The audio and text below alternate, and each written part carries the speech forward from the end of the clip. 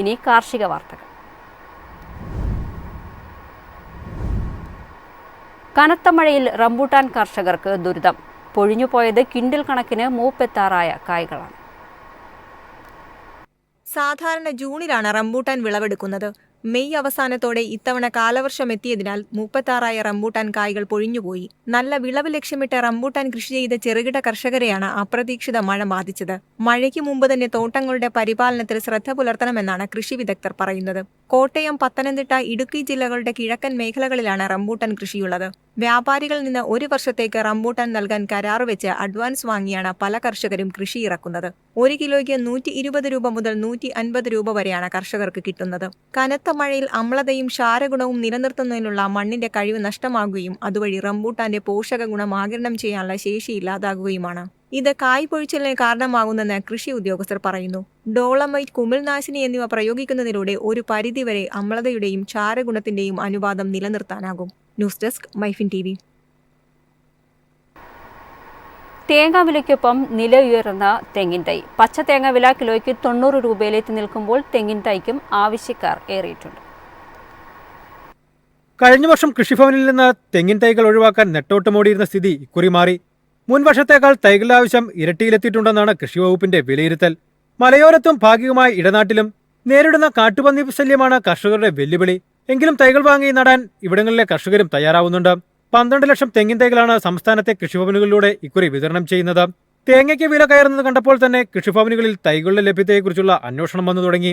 മുൻ വർഷങ്ങളിൽ ജൂണിൽ തുടങ്ങിയിരുന്ന തൈ വിതരണം ഇക്കുറി ഏപ്രിലേക്ക് മാറ്റിയിരുന്നു. നാടൻ, സങ്കരയിനം എന്നീ തൈകളാണ് ഇത്തവണ 50% സബ്സിഡി നിരക്കിൽ നൽകിയത്. നാടന് 50 രൂപയും സങ്കരയിനത്തിന് 125 രൂപയുമായിരുന്നു നിരക്ക്. സങ്കരയിനത്തിലാണ് ആവശ്യക്കാർ കൂടുതലെങ്കിലും അതനുസരിച്ചുള്ള ലഭ്യതയില്ല. സംസ്ഥാനത്ത് 1.24 ലക്ഷം സങ്കരയിനം തൈകളാണ് ഇക്കുറി നൽകിയത്. News desk, Myfin TV. ഇടുക്കിയിലെ ഏലം കർഷകരുടെ സ്വപ്നങ്ങൾ കവർന്ന കാലാവസ്ഥ. കഴിഞ്ഞ സീസണിൽ കടുത്ത വേനലായിരുന്നു കർഷകരെ പ്രതിസന്ധിയിലാക്കിയതെങ്കിൽ ഇത്തവണ മഴയാണ് വില്ലനായി മാറിയത്. മലയോര മേഖലയിൽ നിന്നുള്ള ഏലം കർഷകർക്ക് കടുത്ത പ്രതിസന്ധി തീർത്തിരിക്കുകയാണ് മഴയും കാലാവസ്ഥാ മാറ്റങ്ങളും. ഇത്തവണത്തെ മൺസൂണിൽ 512 ലക്ഷം രൂപയുടെ നഷ്ടമാണ് ഇടുക്കി ജില്ലയിലെ കർഷകർക്കുണ്ടായിരിക്കുന്നത്. കാറ്റിലും മഴയത്തും ഒടിഞ്ഞു വീണ ഏലത്തിന്റെ മാത്രം നഷ്ടക്കണക്കാണിത്. എന്നാൽ മഴ നിർത്താതെ പെയ്യുന്നതോടെ തട്ടമറിച്ചിലും അഴുകലും വ്യാപിക്കുകയാണ്.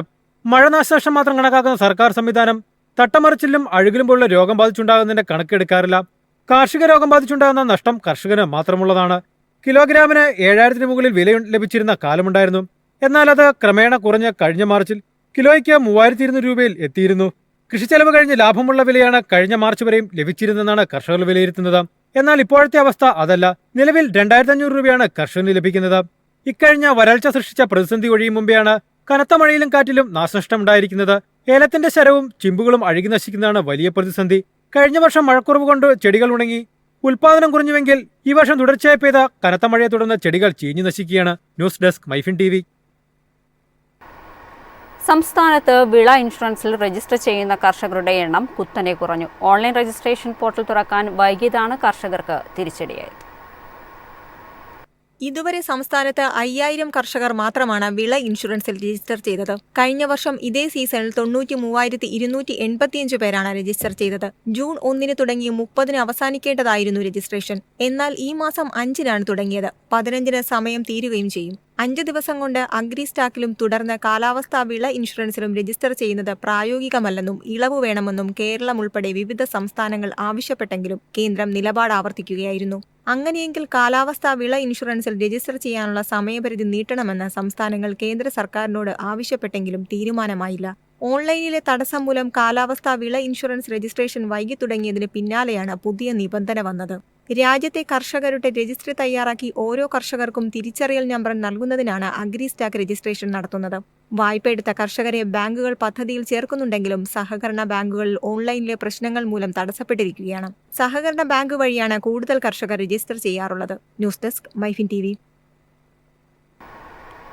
വന്യജീവി ആക്രമണ നാശനഷ്ടങ്ങൾക്ക് ഇനി മുതൽ എയിംസ് പോർട്ടലിലൂടെ അപേക്ഷ നൽകാം. പോർട്ടലിന്റെ നവീകരിച്ച പതിപ്പ് ജൂലൈ 15 മുതൽ പ്രവർത്തനം ആരംഭിക്കും. പ്രകൃതിക്ഷോഭം മൂലമുണ്ടാകുന്ന വിളനാശത്തിനുള്ള ധനസഹായത്തിനായി കർഷകർക്ക് അപേക്ഷകൾ സമർപ്പിക്കാൻ തയ്യാറാക്കിയ എയിംസ് പോർട്ടലിന്റെ നവീകരിച്ച 2ാം പതിപ്പ് 2025 ജൂലൈ 15 മുതൽ പ്രവർത്തനം ആരംഭിക്കുമെന്ന് കൃഷിവകുപ്പ് ഔദ്യോഗികമായി അറിയിച്ചു. കർഷകർക്ക് കൂടുതൽ സൗകര്യപ്രദവും കാര്യക്ഷമമായ സേവനം ഉറപ്പാക്കുക എന്ന ലക്ഷ്യത്തോടെയാണ് ഈ മാറ്റം. നിലവിൽ പ്രകൃതിക്ഷോഭം മൂലമുള്ള വിളനാശത്തിനുള്ള ദുരിതാശ്വാസ പദ്ധതിയിലെ അപേക്ഷകൾ മാത്രമാണ് പുതിയ പോർട്ടലിലേക്ക് മാറ്റുന്നത്. ഇത് കർഷകർക്ക് കൂടുതൽ ലളിതമായി അപേക്ഷകൾ സമർപ്പിക്കുന്നതിന് സഹായിക്കും. നിലവിൽ ലഭ്യമായ യൂസർ ID, പാസ്വേഡ് ഉപയോഗിച്ച് തന്നെ പുതിയ പോർട്ടൽ ലോഗിൻ ചെയ്യാൻ കഴിയും. വന്യജീവി ആക്രമണം മൂലമുള്ള കൃഷിനാശങ്ങൾക്കുള്ള അപേക്ഷകൾ കൂടി ഇനി മുതൽ സമർപ്പിക്കാമെന്നാണ് എയിംസ് പോർട്ടൽ പുതിയ പതിപ്പിന്റെ ഏറ്റവും പ്രധാനപ്പെട്ട സവിശേഷത. അപേക്ഷ സമർപ്പിക്കുമ്പോൾ സ്ഥലവിവരങ്ങൾ വീണ്ടും ചേർക്കേണ്ടതില്ല എന്നത് കർഷകർക്ക് ഏറെ സഹായകരമാകും. എന്നാൽ വിളവിവരങ്ങൾ ആവശ്യമെങ്കിൽ പുതിയ പോർട്ടലിൽ ചേർക്കാൻ അവസരമുണ്ടാകും. News desk Myfin TV.